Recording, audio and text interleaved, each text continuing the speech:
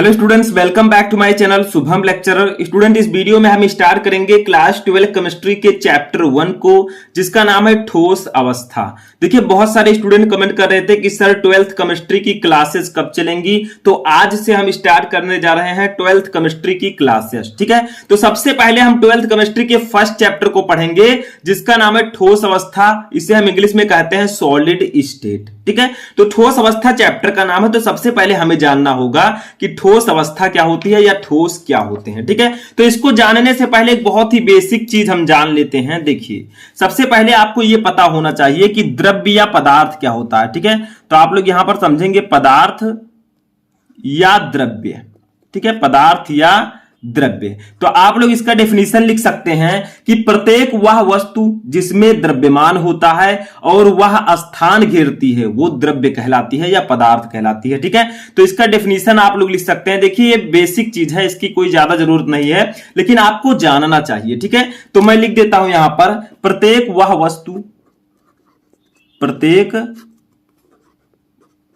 वह वस्तु जिसमें द्रव्यमान होता है, जिसमें द्रव्यमान होता है और वह स्थान घेरती है। देखिए, ध्यान से समझिएगा, कॉपी पेन लेकर बैठिएगा। ठीक है, जो कुछ मैं बता रहा हूं उसको आपको लिखना है। अभी हम जानेंगे ठोस क्या होता है, ये कितने प्रकार का होता है, सब कुछ हम इस वीडियो में डिस्कस करेंगे। ठीक है, तो आपको एक एक टॉपिक ध्यान से समझना है, क्योंकि ये बेसिक चीजें हैं। ठीक है, इस चैप्टर का तो पहले बेसिक आपको जानना होगा। ठीक है, वह स्थान घेरती है, स्थान घेरती है। ठीक है, वो क्या कहलाती है? द्रव्य कहलाती है। द्रव्य पदार्थ, द्रव्य कहलाती है।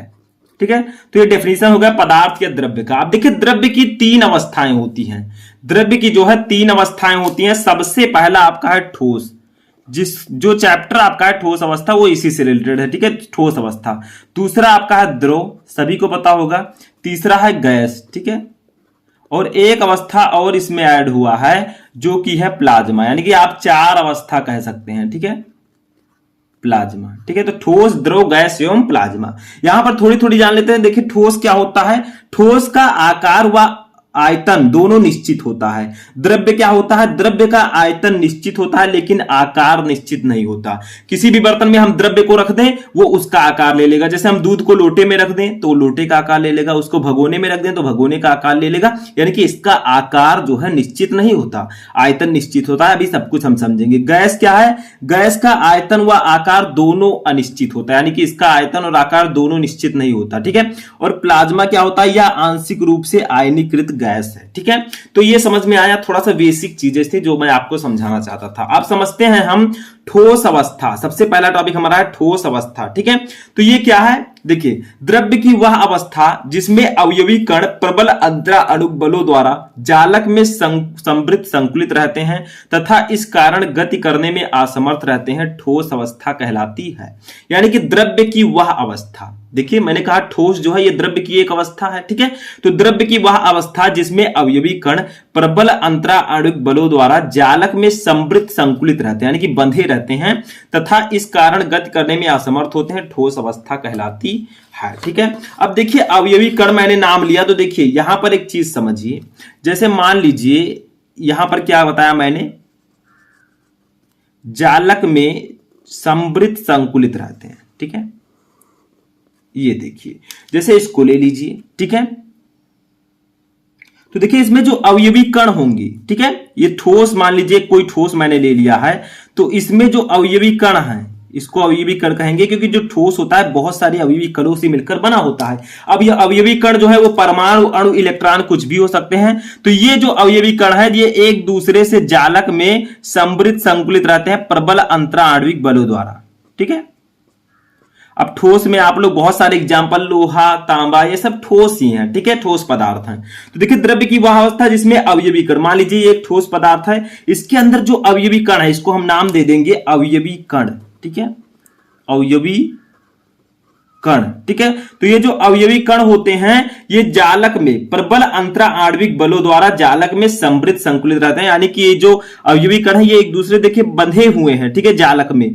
किसके द्वारा? प्रबल अंतरा आणविक बलों द्वारा। बहुत ही प्रबल अंतरा आणविक बल इनके अंतर होता है, तभी इनके जो इलेक्ट्रॉन्स हैं, जो इनके अवयवी कण है वो गति करने में असमर्थ रहते हैं, जब तक कोई बाहरी सोर्स ना लगाया जाए, ठीक है। तो प्रबल अंतरा आणविक बल, प्रबल अंतरा आणविक बल द्वारा ये एक दूसरे से बंधे रहते हैं, ठीक है। तभी ठोस पदार्थ जो होते हैं बहुत ठोस होते हैं। बहुत सारे लोग क्वेश्चन आपका आ सकता है कि ठोस कठोर क्यों होते हैं, तो आप कह सकते हैं क्योंकि ठोस में जो अवयवी कण होते हैं वो प्रबल अंतरा आणविक बलों द्वारा बंधे होते हैं, इसीलिए ठोस कठोर होते हैं, ठीक है। समझ में आया? अब ठोस के कुछ सामान्य लक्षण हम समझ लेते हैं कि इसके लक्षण क्या क्या है, ठीक है। देखिए ठोसों के कुछ सामान्य लक्षण निम्नलिखित हैं। सबसे पहला देखिए ठोस पदार्थ का आकार, आयतन तथा आकृति निश्चित होती है, अर्थात ये उस पात्र की आकृति तथा आयतन ग्रहण नहीं करते जिसमें इन्हें रखा जाता है। मैंने आपको बताया, जैसे देखिए मान लीजिए एक बर्तन मैंने ले लिया, ये देखिए एक बर्तन मैंने ले लिया। अब आप इसमें अगर कोई ठोस पदार्थ रख देंगे, जैसे मैंने मान लीजिए लोहे का एक टुकड़ा रख दिया, ठीक है, तो ये लोहे का टुकड़ा जो है ये इसका आकार नहीं लेगा, वो उतने में ही रखा रहेगा जितने में उसे रखा गया है। तो वही कहा गया है ठोस पदार्थ का आकार, आयतन तथा आकृति निश्चित होता है, अर्थात ये उस पात्र की आकृति तथा आयतन ग्रहण नहीं करते जिसमें इन्हें रखा जाता है। अभी इसमें मान लीजिए मैं पानी रख देता जो कि द्रव है, तो क्या होता, पानी इतने में ही नहीं रहता, पूरे भगोने में ऐसे फैल जाता, ठीक है, इस बर्तन में फैल जाता। तो ये जो है इसीलिए ठोस है क्योंकि इसका आकार, आयतन तथा आकृति निश्चित होता है, ठीक है। समझ में आ गया? दूसरा देखिए ठोस पदार्थों में द्रवों एवं गैसों की तुलना में प्रबल अंतरा आणविक बल पाया जाता है। यानी कि द्रव और गैस की तुलना में ठोस पदार्थ में प्रबल अंतरा आणविक बल पाया जाता है, यानी कि इनके अवयवी कणों के बीच प्रबल अंतरा आणविक बल होता है, ठीक है। द्रव के बीच जो है कम प्रबल होगा, इसीलिए वो द्रव है, ठीक है, उनमें प्रवाह होने का गुण होता है, ठीक है, क्योंकि उनके बीच जो अवयवी कण के बीच मध्य बल है वो बहुत कम होता है। और ठोस में अंतरा आणविक बल, प्रबल अंतरा आणविक बल पाया जाता है, इसीलिए ये गति करने में असमर्थ रहते हैं, इनमें प्रवाह नहीं होता, ठीक है। तीसरा देखिए ठोसों में अवयवी कण, अवयवी कण में आप परमाणु और आयन कुछ भी ले सकते हैं, निश्चित जालक बिंदुओं पर ही स्थित होते हैं तथा अपनी माध्य स्थिति के सापेक्ष ही दोलन करते हैं। यानी कि जो इसमें अवयवी कण है, जैसे देखिए इसमें जो अवयवी कण मैंने लिया था ये अपने जालक बिंदु क्या है, जहां पर परमाणु अणु या आयन रहते हैं अवयवी कण, ठीक है, तो यहां पर ही ये क्या करते हैं, इसी पर ही स्थित होते हैं और अपनी माध्य स्थिति के सापेक्ष ही दोलन करते हैं, यानी कि अपनी माध्य स्थिति के सापेक्ष ही ये दोलन करते हैं, ठीक है, जरूरत पड़ने पर। समझ में आ गया इतना? आगे देखते हैं, आगे है कि प्रबल अंतरा आणविक, ठीक है, प्रबल अंतरा आणविक बलों की उपस्थिति के कारण ठोस पदार्थ कठोर, दृढ़ एवं असंपीड्य होते हैं। देखिए ठोस पदार्थों के अंदर अवयवी कणों के मध्य प्रबल अंतरा आणविक बल पाया जाता है, इसी के कारण ये कठोर होते हैं एवं असंपीड्य होते हैं, ठीक है। समझ में आया? और पांचवा देखिए द्रव एवं गैसों की तुलना में ठोसों में नगण्य विसरण होता है, यानी कि द्रव एवं गैस की तुलना में जो प्रवाह होने का दर होता है, जो विसरण होता है वो नगण्य होता है, ठीक है, यानी कि ठोस में बहने का गुण नहीं होता है, ठीक है। और लास्ट देखिए 6 नंबर गुण के लक्षण क्या है, इनके घनत्व अपेक्षाकृत उच्च होते हैं तथा गर्म करने पर ये बहुत कम प्रसारित होते हैं। यानी कि इनका जो घनत्व है, ठीक है, घनत्व इक्वल टू क्या होता है, द्रव्यमान बटे आयतन, तो इनके घनत्व अपेक्षाकृत उच्च होते हैं और गर्म करने पर ये बहुत कम प्रसारित होते हैं, यानी कि जब इनको हम गर्म करेंगे तो बहुत कम इनमें प्रसारण होगा, यानी कि एक बहुत कम बहेंगे। जैसे आप लोग देखते होंगे जब किसी चीज को आप पिटाने ले जाते हैं, जैसे हाशिया हो गया या कुछ हो गया, ठीक है, तो उसको जब आप पिटाने ले जाते हैं तो उसको गर्म करते हैं, अगर ज्यादा गर्म करने के तो हल्का हल्का बहेगा, फिर तुरंत वो सूख जाएगा, ठीक है। तो इनके घनत्व अपेक्षाकृत उच्च होते तथा गर्म करने पर ये बहुत कम प्रसारित होते हैं। तो ये तो था ठोस अवस्था और ठोस के लक्षण क्या क्या है, ठीक है। अब आते हैं ठोसों का वर्गीकरण, क्लासिफिकेशन ऑफ सॉलिड्स, यानी कि ठोसों को कितने भागों में बांटा गया है, ठीक है। तो सबसे पहले देखिए घटक कणों की व्यवस्था लघु या दीर्घ परासी के आधार पर ठोस पदार्थों को मुख्यतः 2 प्रकार में वर्गीकृत किया गया है, यानी कि घटक कणों की व्यवस्था के आधार पर ठोस पदार्थों को मुख्यतः 2 प्रकार में वर्गीकृत किया गया है। देखिए ठोस को 2 प्रकार कौन कौन से हैं, पहला है क्रिस्टलीय ठोस, दूसरा है अक्रिस्टलीय ठोस। क्रिस्टलीय ठोस को हम इंग्लिश में कहेंगे क्रिस्टलाइन सॉलिड और अक्रिस्टलीय ठोस को कहेंगे एमोर्फस सॉलिड, ठीक है। अब देखिए क्रिस्टलीय ठोस के भी 4 प्रकार हैं। देखिए आयनिक ठोस, सहसंयोजक ठोस, आणविक ठोस और धात्विक ठोस। ठीक है, यहां पर आणविक ठोस के भी प्रकार हैं, वो मैं आपको आगे बताऊंगा। ठीक है, तो ये समझ में आया कि ठोस जो है वो दो प्रकार के होते हैं, एक क्रिस्टलीय ठोस और एक अक्रिस्टलीय ठोस। क्रिस्टलीय ठोस 4 प्रकार के होते हैं, आयनिक ठोस, सहसंयोजक ठोस, आणविक ठोस, ठीक है, और धात्विक ठोस। ठीक है, अब आणविक ठोस भी 3 प्रकार के होते हैं, एक अध्रुवीय आणविक ठोस, एक ध्रुवीय आणविक ठोस और एक हाइड्रोजन आबंधित आणविक ठोस। ठीक है, आगे हम समझेंगे। तो इतना समझ में आ गया। अब चलिए एक एक को हम पढ़ते हैं।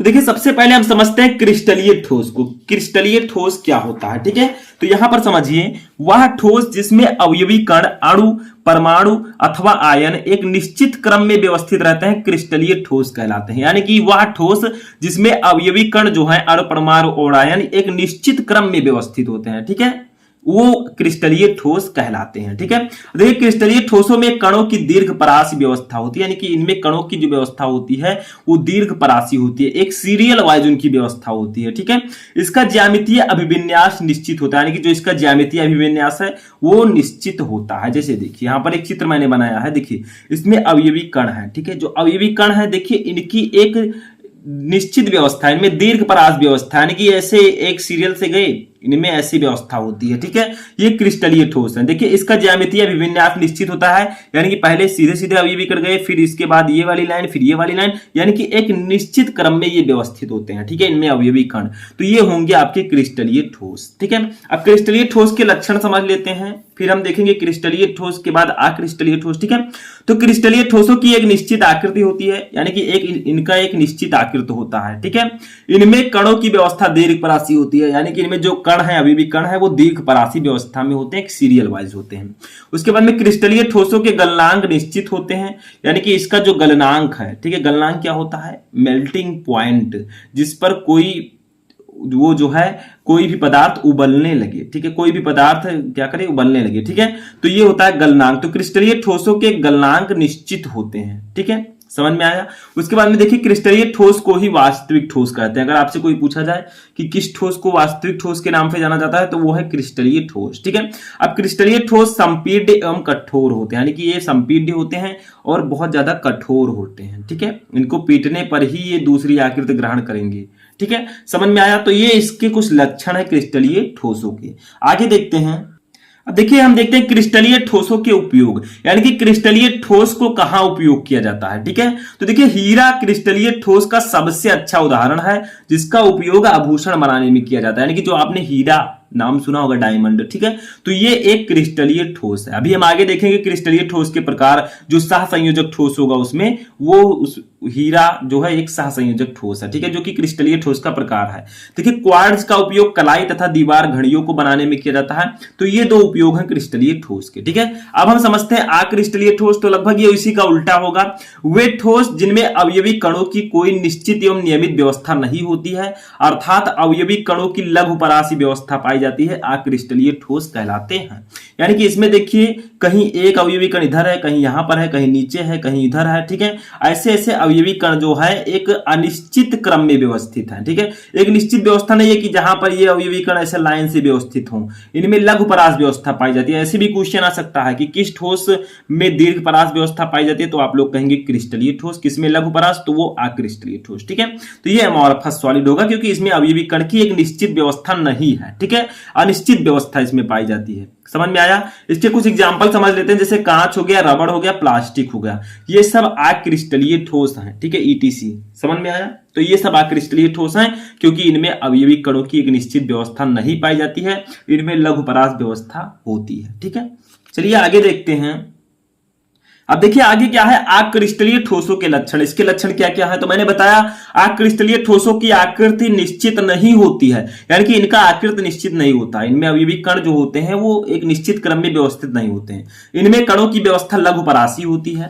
अक्रिस्टलीय ठोसों का गलनांक निश्चित नहीं होता, यानी कि इसका जो गलनांक है वो निश्चित नहीं होता है। ठीक है, अगला देखिए चौथा हमारा है क्रिस्टलीय ठोसों को अतिशीतित द्रव या छदम ठोस भी कहते हैं। यानी कि अक्रिस्टलीय ठोसों को हम अतिशीतित द्रव या छदम ठोस के नाम से भी जानते हैं। जैसे क्वेश्चन आ सकता है कि कांच को अतिशीतित द्रव क्यों कहा जाता है। ठीक है, तो कांच में क्या है, इसमें प्रवाह होने का, द्रव की तरह प्रवाहित होने का इसमें गुण पाया जाता है। ठीक है, जैसे आप लोग देखेंगे पुराने मकानों की जो खिड़कियां जिसमें शीशे लगे हैं, उसके जो शीशे हैं वो निचले तल पर थोड़ा सा मोटे होते हैं। क्यों? क्योंकि इनमें धीरे धीरे प्रवाह होता है। ठीक है, कांच में तो वो क्या होता है, इनमें प्रवाह होने का गुण पाया जाता है, इसलिए अक्रिस्टलीय ठोसों को अतिशीतित द्रव या छदम ठोस भी कहते हैं। ठीक है, इतना समझ में आया। अब देखिए उपयोग इसका कहां होता है, तो देखिए रबड़ एक अक्रिस्टलीय ठोस है जिसका उपयोग टायर, ट्यूब, जूते के सॉल, खिलौने आदि बनाने में किया जाता है। रबड़, ठीक है, सभी को पता है। कांच का घरेलू उपयोग, घरेलू उपकरण, प्रयोगशाला के उपकरण, सजावटी सामान, लेंस आदि बनाने में कांच का उपयोग किया जाता है। तो ये दो उपयोग मेन है अक्रिस्टलीय ठोस के। तो क्रिस्टलीय ठोस और अक्रिस्टलीय ठोस समझ में आया, लगभग एक दूसरे के उल्टा है। चलिए नेक्स्ट देखते हैं। अब देखिए यहां पर हम पढ़ेंगे क्रिस्टलीय ठोसों का वर्गीकरण, यानी कि क्रिस्टलीय ठोस को कितने भागों में बांटा गया है। तो मैंने अभी बताया क्रिस्टलीय ठोसों को उनके अवयवी कणों के मध्य उपस्थित अंतराणविक आकर्षण बलों की प्रकृति के आधार पर निम्नलिखित 4 भागों में वर्गीकृत किया गया है। यानी कि क्रिस्टलीय ठोस को किसके आधार पर बांटा गया है, उनके मध्य जो अंतराणविक आकर्षण बल है उसकी प्रकृति के आधार पर इन्हें 4 भागों में वर्गीकृत किया गया है कि किस ठोस में कौन सा बल है। ठीक है, कि अवयवी कणों के मध्य। तो देखिए क्रिस्टलीय ठोस को 4 भागों में बांटा गया है, एक आयनिक ठोस, सहसंयोजक या नेटवर्क ठोस, आणविक ठोस और धात्विक ठोस। इसमें आणविक ठोस को 3 भागों में बांटा गया है, अध्रुवीय आणविक ठोस, ध्रुवीय आणविक ठोस और हाइड्रोजन आबंधित आणविक ठोस। ठीक है, इतना समझ में आ गया। क्रिस्टलीय ठोस को 4 भागों में बांटा गया है। अब सबसे पहले हम जानेंगे आयनिक ठोस क्या होता है, व्हाट इज आयनिक सॉलिड्स। ठीक है, तो देखिए आयनिक ठोस क्या होता है, आयनिक सॉलिड्स, आयनिक ठोसों के अवयवी कण धनायन एवं ऋणायन होते हैं। ठीक है, यानी कि जो आयनिक ठोस है इसमें अवयवी कण जो होते हैं वो धनायन और ऋणायन होते हैं, प्लस और माइनस। ठीक है, ये अवयवी कण होंगे क्योंकि नाम से ये स्पष्ट है, आयनिक ठोस जिसमें आयन्स हो। ठीक है, देखिए ये आयन परस्पर स्थिर विद्युत आकर्षण बलों या कूलाम्बिक या आयनिक आबंध द्वारा आबंधित रहते हैं। यानी कि जो आपका आयनिक ठोस है, ठीक है, देखिए यहां पर आयनिक ठोस का चित्र मैंने बनाया है। आयनिक ठोसों के अवयवी कण धनायन एवं ऋणायन होते हैं। देखिए आयनिक ठोस के जो अवयवी कण है इनमें धनायन और ऋणायन पाए जाएंगे। ठीक है, ये आयन परस्पर स्थिर विद्युत आकर्षण बलों, यानी कि इन आयनों के मध्य, फिर धनायन है ऋणायन है, ठीक है, तो इनके मध्य जो बल पाया जाता है वो होता है स्थिर विद्युत आकर्षण बल। ठीक है, या इसी को हम कूलाम्बिक या आयनिक आबंध भी कहते हैं, इनके द्वारा आबंधित रहते हैं। यानी कि सीधा सीधा देखा जाए तो आयनिक ठोसों में अवयवी कण धनायन और ऋणायन होते हैं। जो अवयवी कण होते हैं धनायन और ऋणायन, इनके मध्य कूलाम्बिक बल या स्थिर वैद्युत बल पाया जाता है। ठीक है, समझ में आया, या आयनिक बंध द्वारा ये एक दूसरे से आबंधित रहते हैं। ठीक है, यही है। इसका एग्जांपल समझते हैं, जैसे NaCl सोडियम क्लोराइड, ये एक आयनिक ठोस है। KCl पोटेशियम क्लोराइड आयनिक ठोस है। धातु ऑक्साइड आदि, ठीक है, ये सब आयनिक ठोस हैं। समझ में आ गया। तो इसका जो अवयवी कण है वो क्या है, आयन है। ठीक है, इसमें कौन सा बल पाया जाता है, स्थिर विद्युत आकर्षण बल। ठीक है, चलिए नेक्स्ट देखते हैं।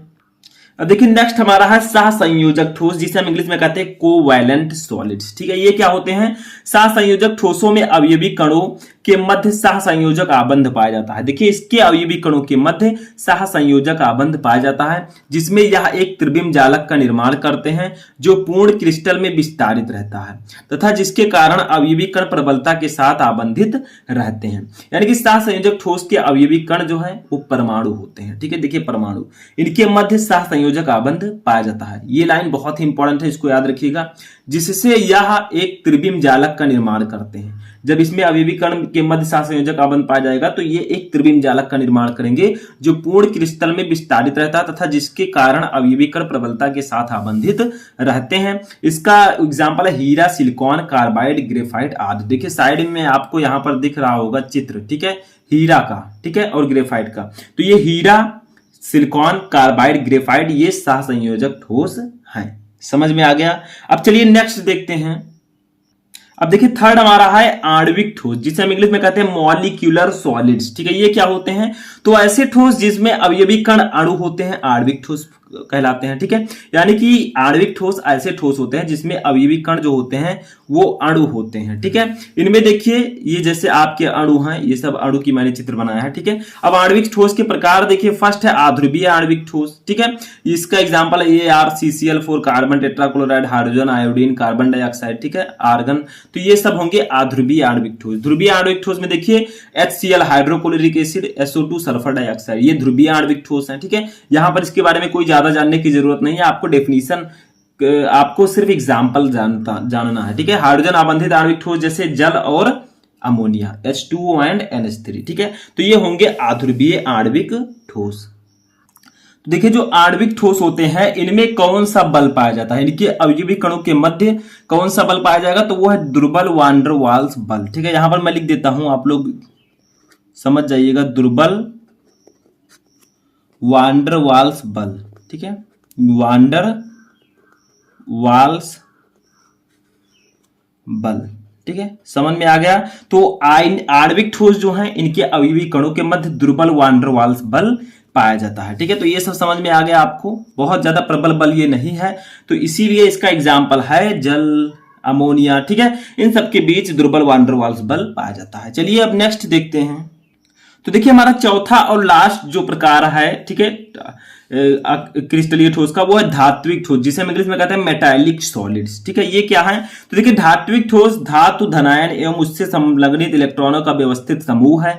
ये इलेक्ट्रॉन गतिशील होते हैं जो पूरे क्रिस्टल के समान रूप से विस्थानीकृत होते हैं। इन गतिशील इलेक्ट्रॉनों के कारण ही धातु विद्युत तथा ऊष्मा के सुचालक होते हैं। जैसे देखिए Au, Cu, Ag, Mg, Fe, Cr आदि, यानी कि Au सोना, Cu कॉपर, Ag चांदी, Mg मैग्नीशियम, ठीक है, Fe यानी कि इसका मतलब क्या होगा, Fe है आयरन, ठीक है, लोहा, Cr, ठीक है, ये आदि, ये सब जो है आपके धात्विक ठोस हैं। तो क्या कहा गया, धात्विक ठोस धातु धनायन एवं उससे संलग्नित इलेक्ट्रॉनों का व्यवस्थित समूह है। ठीक है, यानी कि इसमें क्या होता है, धातु धनायन एवं बहुत सारे इलेक्ट्रॉन्स होते हैं। ठीक है, ये इलेक्ट्रॉन गतिशील होते हैं जो पूरे क्रिस्टल में समान रूप से विस्थानीकृत होते हैं, और इन गतिशील इलेक्ट्रॉनों के कारण ही धातु विद्युत तथा ऊष्मा के सुचालक होते हैं। यानी कि इसमें करंट का प्रवाह आसानी से होता है, क्योंकि इसमें जो अवयवी कण है वो इलेक्ट्रॉन्स होते हैं। ठीक है, जैसे आपका लोहा है, लोहे में जब आप बाहर से कोई तार लगाएंगे प्लग लगाकर, ठीक है, तो उसमें क्या होगा, करंट प्रवाहित होगा। तो वही कहा गया है कि इसमें इलेक्ट्रॉन्स होते हैं और इसी के कारण ये विद्युत के सुचालक होते हैं। ठीक है, इसमें कौन सा बल पाया जाता है, इसमें विद्युत आकर्षण बल पाया जाता है। आप लोग लिख सकते हैं कि इनके अवयवी कणों के मध्य विद्युत आकर्षण बल पाया जाता है। ठीक है, तो लिख लीजिए, यहां पर नोट करके लिख लीजिए, नोट। ठीक है, तो नोट में लिख लीजिए, इनके अवयवी कणों के मध्य, इनके अवयवी कणों के मध्य विद्युत आकर्षण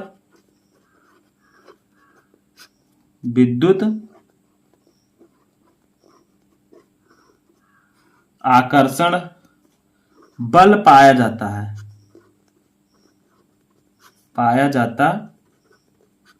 ठीक है।